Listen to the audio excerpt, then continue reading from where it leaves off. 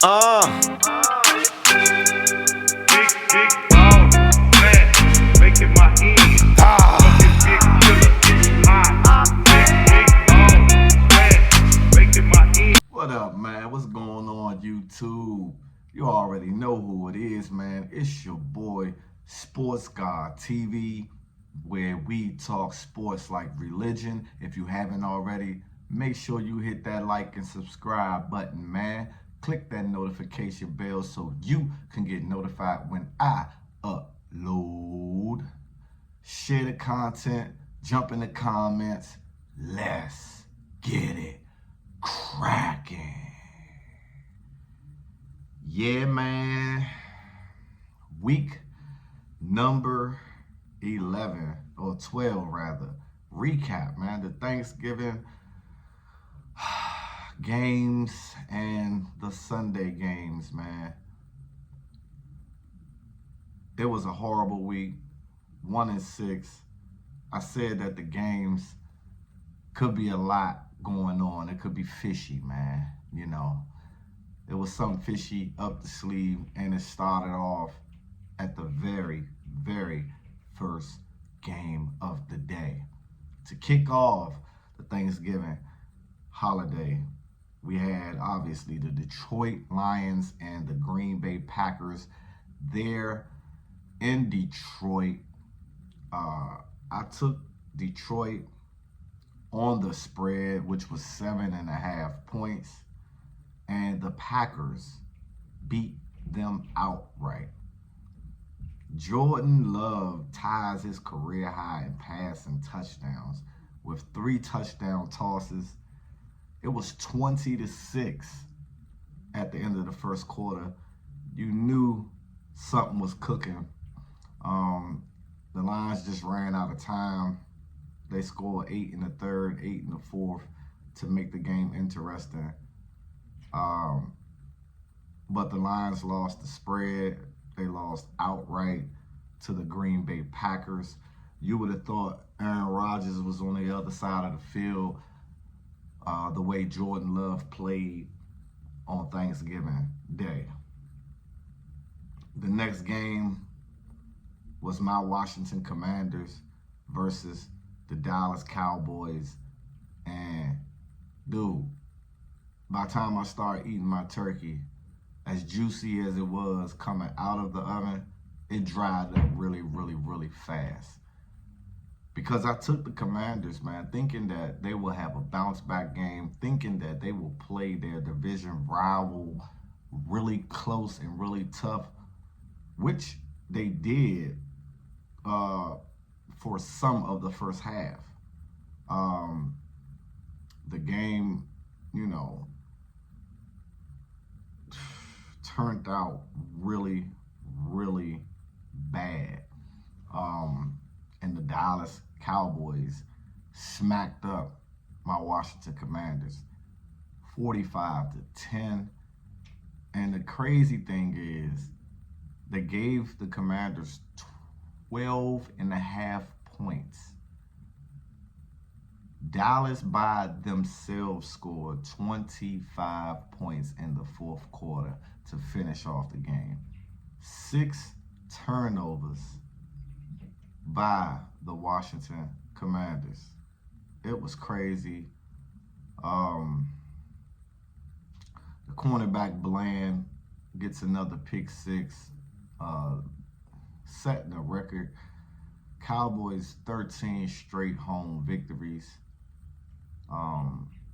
They're now 8-3, just behind the Eagles in the NFC division.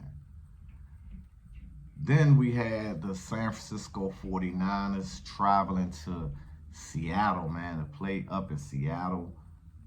I took the Seahawks to cover the spread at home. I believe that, you know, the atmosphere there would have been rocking and Seattle would have played up to par at home. But San Francisco, once again, exuded their dominance and showed why they are legitimate Super Bowl contenders in the NFC.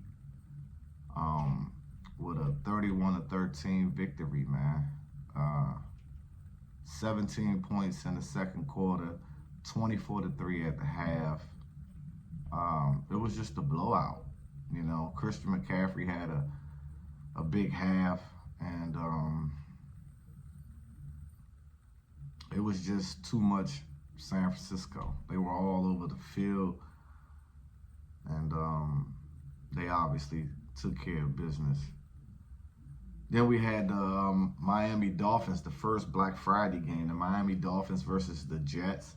I was scared to take the spread with the Dolphins, so I took the money line with the Dolphins personally, and I suggested that in the video. And Miami took care of business. Not only did they win up outright, they took care of that 9.5 point spread as well.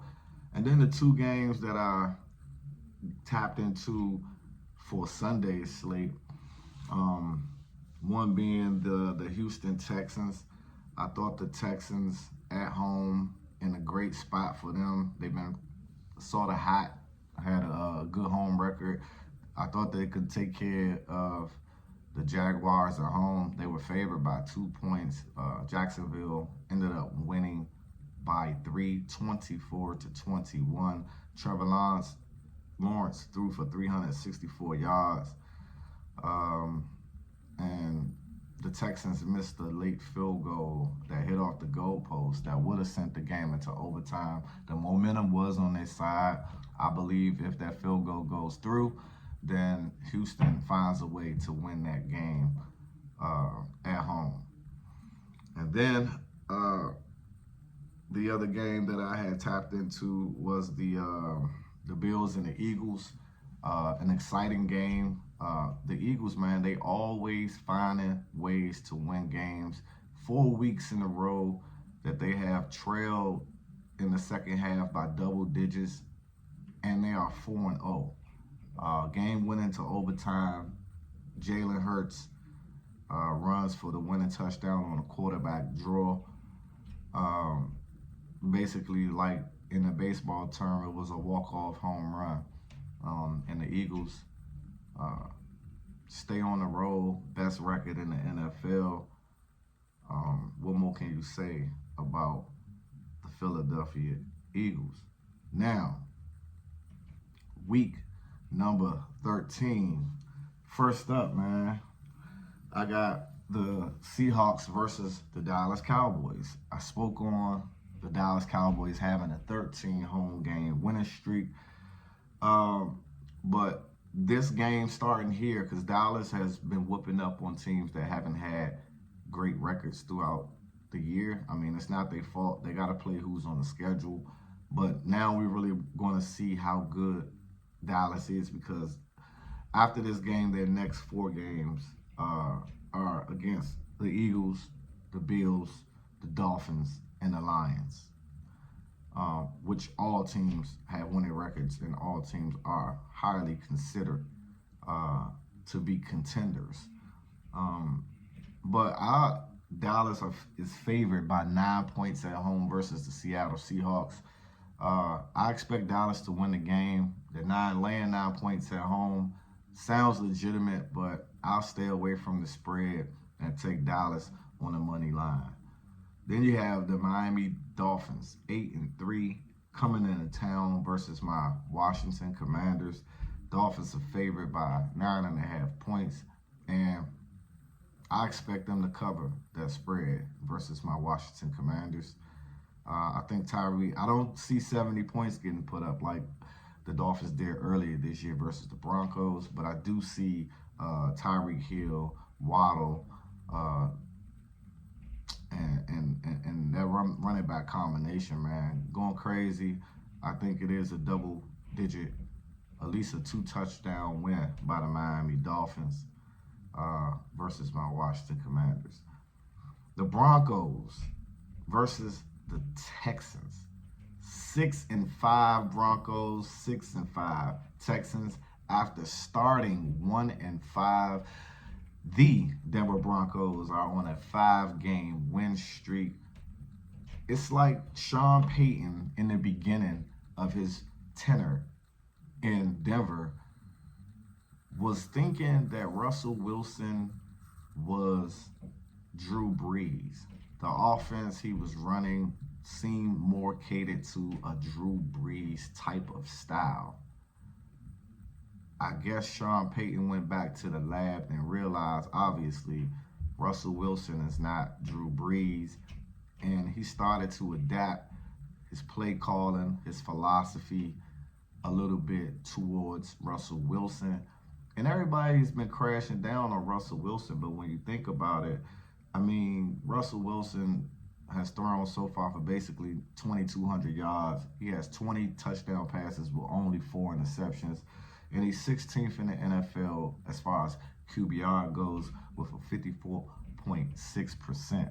Now, that part might be a little bad, but other than that, I mean, Russell Wilson is actually using his legs like he has always had throughout his career, extended plays. The Broncos defense is playing a lot better. And on their 5-game win streak, they beat the Packers, the Chiefs, the Bills, the Vikings, and the Browns. So the Denver Broncos are underdogs, 3.5. Give me the 3.5 for the Broncos. I expect them to cover that spread versus the Houston Texans. Then the game of the week, the San Francisco 49ers, 8-3, traveling to Philadelphia to take on the 10-1 Philadelphia Eagles. The 49ers is riding a 3-game win streak, and the Eagles are riding a 5-game win streak. Again, I spoke on how they have trailed in 4 of their last games by double digits. This is a rematch of the NFC Championship game last year. Everybody know Purdy got injured early. Everybody was getting hurt left and right for the San Francisco 49ers to the point where as though Christian McCaffrey was taking snaps from behind center, or they was just doing direct snaps to him. It just got really crazy in the NFC Championship game. And you know, San Francisco has that in the back of their mind coming into Philly. And Philly also, for Philly to be 10-1, they have not really clicked offensively or just had a complete game, but they still find ways to win. Those are signs of a true championship caliber type team. And the crazy thing is, the books believe that the 49ers are the favorite because they are 3-point favorites on the road versus a 10-1 team. Something smells a little fishy for me for that. Give me the Eagles plus the 3 points at home. I expect them to cover that spread and possibly win outright. What are your thoughts on week number 13? How do you feel about the season and where it's going to pan out? You guys already know who it is. It's your boy, Sports God TV, where we talk sports like religion. And I'm out. Until the next time.